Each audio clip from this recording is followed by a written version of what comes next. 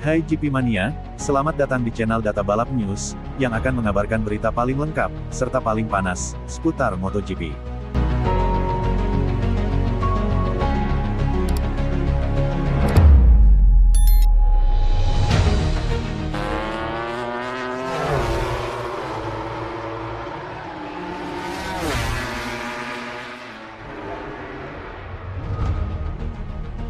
Bagnaia sebut Ducati sengaja menciptakan situasi tekanan tinggi di tim pabrikan.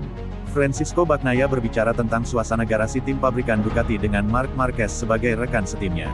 Skuad pabrikan Ducati belum terkalahkan sejauh ini di musim MotoGP 2025, dengan Marc Marquez memenangkan keempat sprint race dan 3 dari 4 Grand Prix pertama, sementara Francisco Bagnaia menang di Grand Prix Amerika. Marquez sejauh ini lebih unggul atas rekan setimnya yang juga juara dunia ganda pada MotoGP 2025, dengan keduanya dipisahkan 26 poin menjelang GP Spanyol akhir pekan ini di Jerez. Ini pertama kalinya tim pabrikan Ducati memiliki dua pembalap yang dapat diandalkan secara setara untuk memenangi kejuaraan dunia.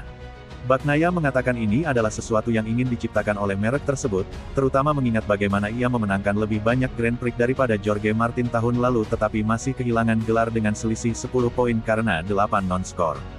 Saya pikir Ducati ingin menciptakan situasi ini karena tahun lalu kami kehilangan kejuaraan karena saya melakukan kesalahan, ungkapnya kepada TNT Sports menjelang GP Qatar. Ketika Anda lebih kuat dan memenangkan 18 balapan dalam satu musim dengan sprint race, dan kemudian kalah dalam kejuaraan, itu adalah sesuatu yang aneh untuk dijelaskan. Dan saya satu-satunya yang kalah karena saya selalu ada di sana, selalu berjuang untuk menang, dan berkali-kali saya terjatuh atau kami mengalami masalah saat saya memimpin atau berjuang untuk posisi teratas. Jadi, akan butuh waktu lama untuk menerimanya karena saya tahu itu 100% salah saya dan saya sedang berusaha memperbaikinya. Setelah tahun ini, penting untuk berjuang kembali dan mencoba memenangkan kejuaraan lagi. Saya tahu musim ini akan sulit untuk pertarungan melawan Marc. Namun, jika saya menang, itu akan fantastis. Jadi, saya harus terus bekerja seperti ini. Meskipun semua ekspektasi adalah ketegangan akan berkobar di dalam garasi pabrik Ducati di beberapa titik musim ini, Bagnaia mengatakan atmosfernya masih sangat hebat. Saya rasa saat ini bukan saat yang tepat, imbuhnya. Saya rasa kerja sama tim kami berjalan dengan baik.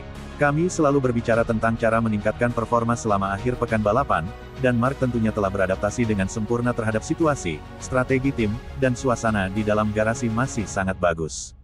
Jadi, lebih baik seperti ini, senang sekali bisa bertemu dengan pembalap seperti Marc, yang belum pernah saya temui sebelumnya dan saya belum pernah punya kesempatan untuk berbicara dengannya dan memahami bahwa hubungan kami bisa sebaik ini. Dan ini luar biasa.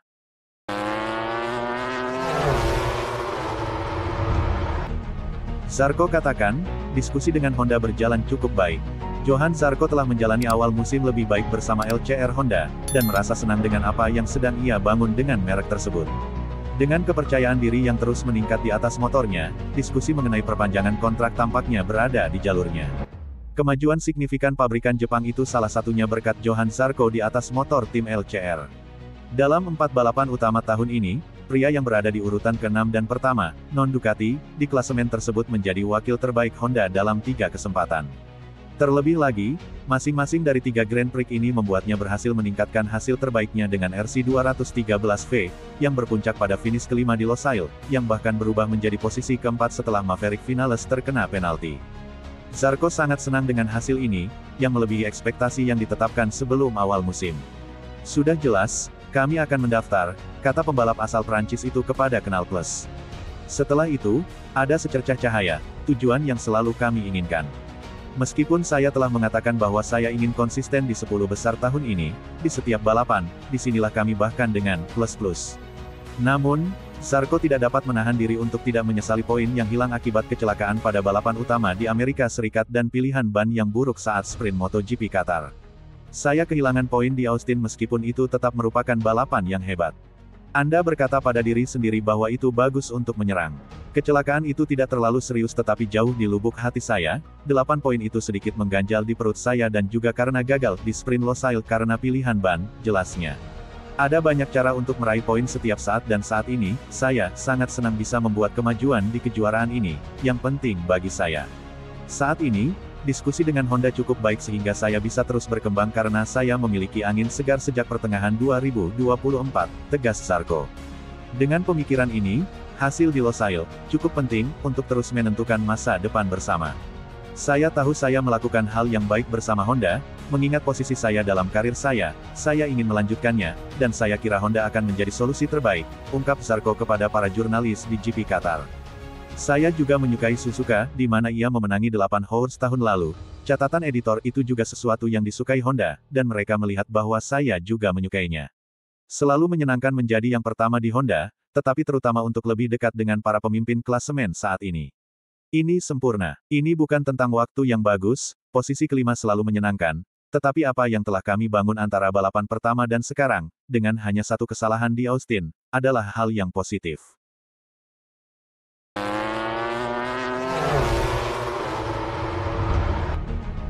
Performa Songkiat Chantra mengkhawatirkan, dianggap tidak layak buat MotoGP. Di antara 3 rookie, hanya Ai Ogura dan Fermin Aldeguer saja yang dapat menampilkan performa menjanjikan sepanjang 4 seri awal MotoGP 2025. Sedangkan Songkiat Chantra dari tim LCR Honda, terlihat mengalami kesulitan besar beradaptasi dengan ketatnya MotoGP 2025. Dari 4 seri, hasil balapan yang didapatkan Songkiat Chantra bukan hanya kurang bagus namun terkesan sangat mengecewakan. Chantra masih belum dapat meraih poin, hasil terbaiknya hanya finish ke-16 di Amerika dan itu pun dibantu karena banyak sekali pembalap yang jatuh. Dan jika melihat jarak waktu finishnya dengan pembalap lain, pembalap asal Thailand ini tertinggal cukup jauh. Di Thailand ia tertinggal sekitar 31 detik, di Argentina 41 detik, di Amerika 63 detik dan di Qatar 38 detik. Hasil ini membuat banyak pihak mulai meragukan kemampuan pembalap 26 tahun tersebut untuk bertarung di kelas Premier MotoGP. Di tengah keraguan dari banyak pihak, pembalap bernomor 35 tersebut merasa performanya sudah semakin baik. Lebih baik dibandingkan sprint hari Sabtu, aku mencoba sesuatu berbeda di motornya, kata Chantra, dilansir dari Todo Circuito. Jarak dengan pimpinan balap tidak begitu besar. Kecepatanku sudah lebih bagus, dan kami sudah bisa melangkah lebih maju. Aku bahagia dengan itu, jelasnya. Namun ia sadar bahwa hasilnya masih kurang begitu bagus dan banyak hal yang harus terus dikerjakannya. Aku tahu kami harus melangkah lebih jauh ke depan lagi, kuharap bisa melakukan yang lebih baik di Jerez, ungkap Chantra.